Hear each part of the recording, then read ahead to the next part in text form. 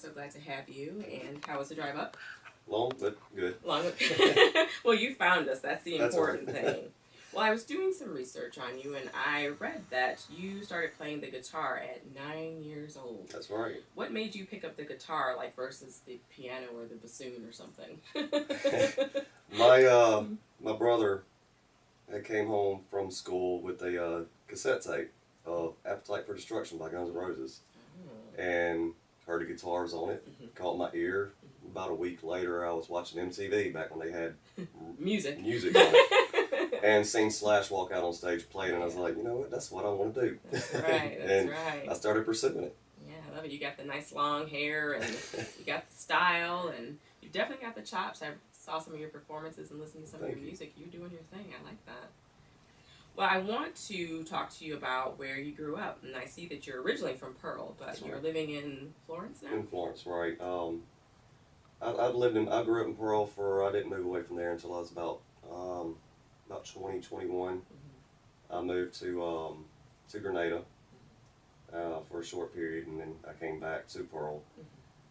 And then met the lovely Miss Angela. Hey, how are you? And we engaged. We're set to get married by the end of the year, hopefully, and that's where we're residing. We're bought some property out in the country, so we're trying to get a house built out there so we can move out and have a horse and cow and be a cowboy. Awesome. So are you going to build it yourself? Yeah, have some help, friends, but yeah, you know. Doing it yourself. I like that, roughing it. That's right. In the woods. I love it. So your fiance seems like she's a really big part of, you know, your career and your support system. Tell me about that. Well, when we met, she was already doing some promotional and booking for some other bands, and I got where I was slacking, and I was not booking like I was supposed to. So she's like, "Look," and she took the reins, and there's no looking back. She put me in a direction to where I'm able to do it for a living now. Where I had to have a job back when I was doing it, she took me to the next level. Very good. And really brought out a lot of opportunities that I would have had. So she's definitely she upped my game. Wow. Well, thank you. That's awesome. Very well. Very good. Tell me, is it difficult to make that jump as far as transitioning from the person maybe that say they're playing gigs just on the weekend, a couple weekends out of the year, to a person that's doing it full time? This is your gig. Well, for me, I was playing about 3 shows a week plus working a 40 to 60 hour job. Oh my goodness. And there are a lot of conflicts in that, and a lot of vacation days used. But for me, it wasn't that hard. The hardest part was not having to wake up early in the morning after a late show and go back to work. I can actually chill out for a moment. Yeah. But no, it wasn't that hard of a transition for me. Like I said, you know, from the time I was a kid, I knew what I wanted to do. And I've actually had previous employers come out and watch me play. They come to my shows and was like, wow, that's what you were supposed to be doing. So it came really easy to me. That's really good. So that leads me to my next question. I think I know the answer. Have your family and your friends always been supportive of your aspirations to be a musician? Oh yeah, my sister's one of the biggest ones, and she comes out to every show she possibly can. My brother, he's also a guitar player, and he doesn't do it. No, he don't do shows or anything like that. He likes to sit home and play guitar. I think it's funny. My nephew, his youngest son, he's becoming a musician now. He's a preteen, and awesome. He's starting to kick into the playing guitars and stuff. So it's real fun. That's to awesome. watch It's it. a family affair. That's right. Awesome. We actually sat over at my parents' couch the other night, and my brother and me and my nephew, we all sat around playing guitars together. So it was really cool. That is neat. That's the best way to spend time with family, with some music and that's right. in the mix. Well, I want to talk about some of your music, and I like to really kind of bathe myself in the music when I'm going to sit down with someone and interview them. And I listen to your music, and the overwhelming sense that I got is that your music is your style of rock is meaty, It's retrospective and it's very proudly American. I want to talk about how you found your sound and how that came to be. You know, I've always been a ballad guy. My favorite songs has been um, the ballad CDs. 80s rock, I love it, and that's what's really shaped me was when I don't listen to the heavier, you know, 80s rock. I listen to the ballads, you know. Guns N' Roses come out with, you know, November Rain and Patience and so the ballads, the heartfelt, and I think that's what got me was growing up. I had a lot of difficulties, a lot of loss, and that related to me. It filled that void. That I guess the best way to put it. It completed, or it brought out how I could say something the best. Right. I guess is what I'm trying to say. Spoke to you in a way where you could talk back. Right. And express myself in a way that, you know, was encouraging that, you know, we're out here. There's others that feel the same way, and you know, it kind of brought to life, you know, going to Pearl High School and dealing with all of that, and even before then, you know, I had, like I said, a lot of loss, and no, I'm sorry. but that's what shaped my music. That's what made me. Is I was able to bring out a part that most people shut down, or most people did something else, you know, that wasn't constructive. Right. And for me, it was getting up there, playing my heart out, and belting it out as best as I could. That's right. You know? That's right. And that's interesting that you say that, because being that we're obviously in Mississippi, the blues are such a big part of, you know, the musical history here. And the blues it came about from so much heartache and pain and love and loss. And so I think that, you know, that kind of resonates with you and the way that you make your music. It comes from a place of loss and, that's right, you know, heartache at a very young age. So I think I'm glad that you parlayed that into something positive. So let's talk about I'll Ride. I know that's a song that's personal to you. I'd love for you to tell me about how that came to be. You know, growing up, my grandfather was in the military, my brother was in the military. A lot of my friends, or some of them are still in the military, served. And I always had a deep gratitude towards our servicemen and women, and lost a few friends, and had some come back that, you know, didn't come back whole, and whether physically or mentally, and was sitting there watching National Geographic one night on Netflix.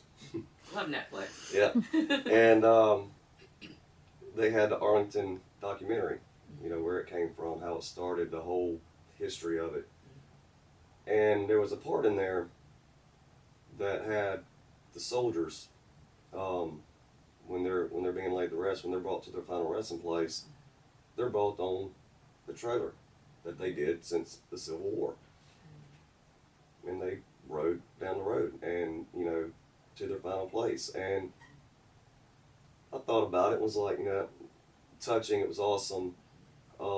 Went to sleep, woke up in the middle of the night and was like, I got it, I'll ride. Wow. And take your final ride. And the song's pretty much about, if you could tap into that soldier's mind moments before he passed, what he must be thinking. And I kind of, like I said, it came to me. I woke up and was like, I got it. And I had chords and everything. It was weird. Wow. I wrote it in my sleep. But it was one of the most, you know, actually that song, when I first wrote it and I was trying to get everything down, it took me about a month before I could play it without getting choked up on it. Wow. Wow. So it was really heartfelt, really deep meaning behind it. When that happens, you just know, and you can't get through it yourself without crying or feeling a little bit, it's like right choked up here. Up, yep. Yeah. You're trying to push it down so you can get through it. Oh my goodness. I know when I listen to it, and I mean, the lyrics are really just kind of bare bones, you know, very intimate. Like, you know, you're with me in these moments, these very profoundly deep moments, and it just was a very touching song. And I just knew there was something more to it than the words on the paper. Right. You know, the delivery of it when you sing it. There seemed like there was a backstory, and I'm so glad that there was. Well, I'll tell you, when we went to Nashville to record that song, them guys, they brought that song out. They brought the emotion out Really? in a way that we got back to the hotel room after recording. We got to listen back to some of the tracks on it. It was like, without any vocals, it was just the music. It was just like, wow.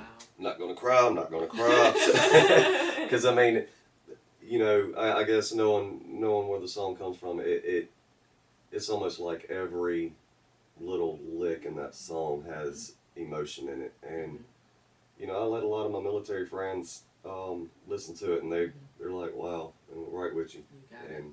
Yeah. so I'm fortunate that I was able to do that. It means a lot to me that they appreciate that, and that people actually like the song. It's always great when somebody likes your stuff. Yeah. But especially in that respect, because, Right. I mean, how does that make you feel? Because I feel like in this country, so many, they don't really talk about enough how much soldiers, you know, men and women give. Right. And you talk about, you know, they may come back whole, but they don't always come back whole. Right. And then rather than helping them and giving them what they need, we're so quick to point the finger and say, you know, this, and this. And, you know, how does it make you feel for them to say, hey, bud, you got it? It's amazing. Yeah. I was in Meridian, Mississippi playing Wounded Warrior Benefit, and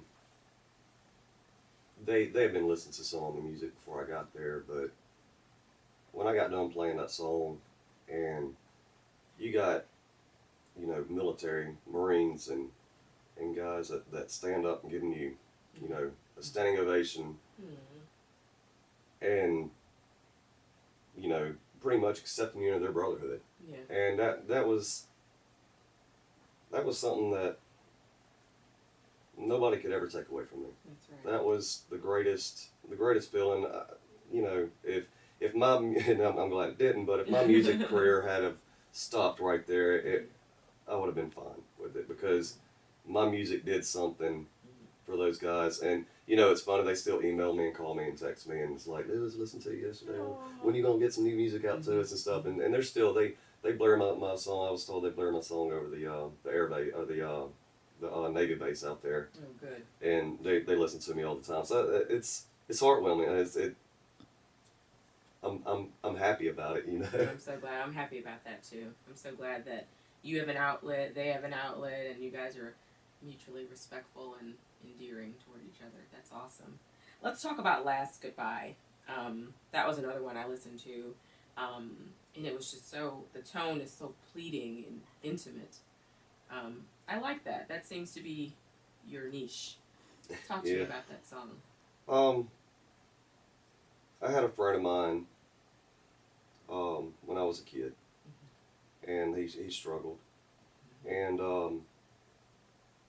he only felt that there was one way out, and obviously that was not the same way that I felt about it. And like I said, through the hardships, you know, between that experience and some of the others, it's kind of a message that it's not your last goodbye. You know, you don't have to say goodbye. You fight through it. And you know, I've had a lot of friends that depressed and going through things, and you know, some of them decided to end it. And you know, that's their choice. They're going to answer for that, and you know, I can't judge them for it. You know, it's not my place. I miss them, and that song's kind of a remembrance for them, and at the same time, it's a reminder to myself. Don't let, you know, when you start getting that low, make yourself get back up. And it's also a message to anybody that ever hears it. It's like, look, you know, everybody goes through it, and just stand back up. It's not your last goodbye. You don't have to end it. I mean, there's other ways. Right. And it, you know, it was one of those songs where I didn't realize.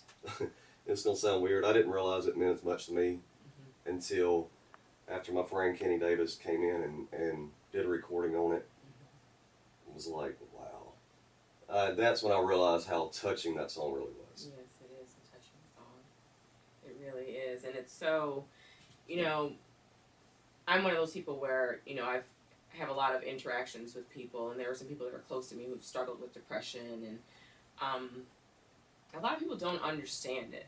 You know, when you start acting a little funny, and they're like, well, snap out of it. What's your problem, dude? Right. Get right. And I don't want you over here. And, you know, it's just, it hurts them more than you will ever know. I think it's, when growing up, you know, I was on antidepressants there for a very short period of time. I was one of those where I was like, no, I don't like medicine. I don't like pharmaceutical stuff. And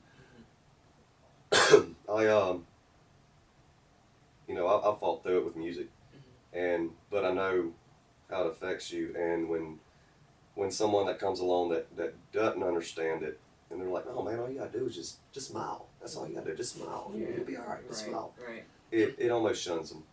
It's like it's kicking their legs out of underneath them, because they're not fixing the problem. They're okay. Well, let's put on a fake smile, and let's go with that, and let's keep this bottle down inside. And that's not a fix. That's a Band-Aid. And I think, you know, them knowing that other people are out there and they're fighting through it and they're making it.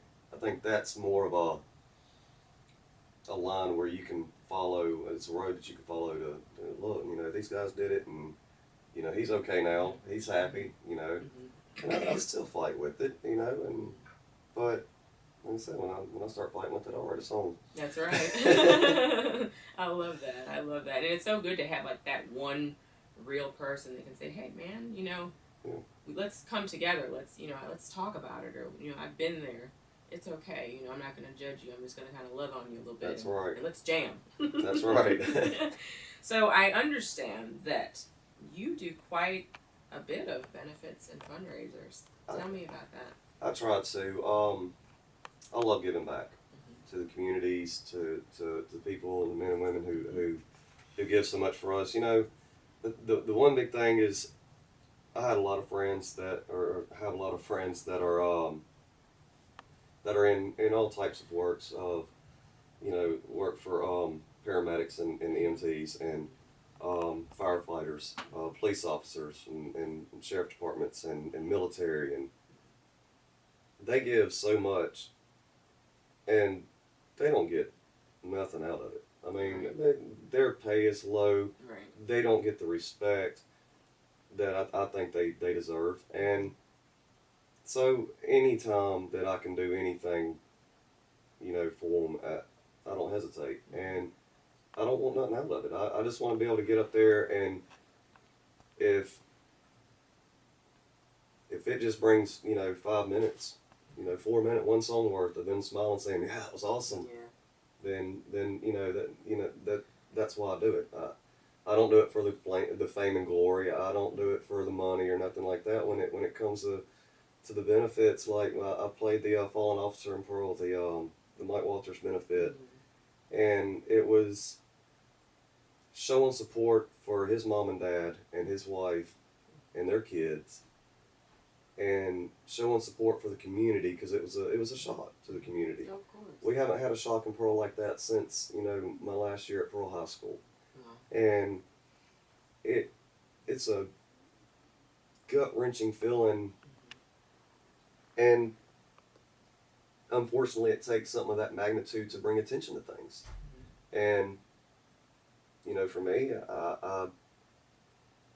I do what I do my job, which is music, and I get up there and I try to show my appreciation the best way I can, and hope that it brings some comfort to the families, to the communities, and, you know, the Wounded Warrior benefits. It's the same thing. Is showing my gratitude and my support and appreciation to them the best way I know how. Yeah. It's a very meaningful way. I love that. And I have to tell you, Aaron, your reputation truly does precede you. I was reading some press about you, and everything that I read about you says, you know, you're so humble, you're very appreciative, your body of work is something that can stand up next to any, you know, musician here in the area and beyond. Being that you've been in the business so long, I mean, you're a seasoned professional. How long did it take for you to cultivate that reputation where people have learned to ask for you by name and respect you for your body of work? That's a good question. It's a question and a half. It's one of those things, the best way I know how to put it. Someone who's working out trying to build muscle, they don't notice it because they're watching themselves every day. If you don't see me for 2 weeks and come back and I'm bulky, well, that's kind of how it is. It's a gradual. It was a gradual thing that came on. It still is, and I don't always notice it. When I went to a place the other night, and I walked in, and this person's like, "Oh my God, it's Aaron Coker. Will you take a picture with me?" And I'm like, "Wow, well, huh?" And it caught me off guard. You know, and I'm not a superstar or rock star, but you know, it's still it's kind of, sometimes it's a little kind of weird. You know, I mean, it's like, wow, it's flattering. I love it, but you know, it's a gradual thing. It wasn't like boom, turn the light switch on. Okay, here you are. It was such a drastic.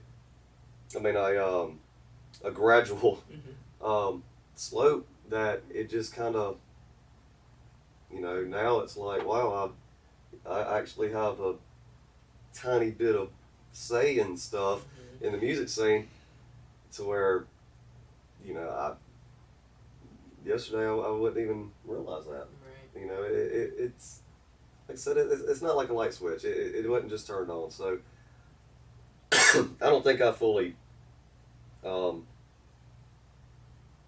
grasp. And well, I'll be honest with you, it depends on where you go to. You know, it depends on where you at, because, you know, one night I'll go play a show and it's packed house and everybody's cheering and hollering. The next night I go play a show and there's 2 people at the table in the corner drinking coffee and going, "Hey, somebody's up there playing," or, "Oh, that was you playing. I thought that was a radio," you know, kind of stuff. Which that's always a compliment to me. It's like, yeah, cool. But you know, I don't view it as far as how far I've made it. Because to me, honestly, I mean, yeah, I do this for a living, but I could play for my friends and family, and as long as I have enough to put food on the table, that's all I care about. That's right. Good for you. I was surfing the web yesterday, and there's a term, it's not a new term at all, but it was a t-shirt that someone had done in a new print or whatever, and it said, "The struggle is real." You know, the struggle is real. And I want to talk to you about, because you're like a real deal diehard musician. I mean, this is your life.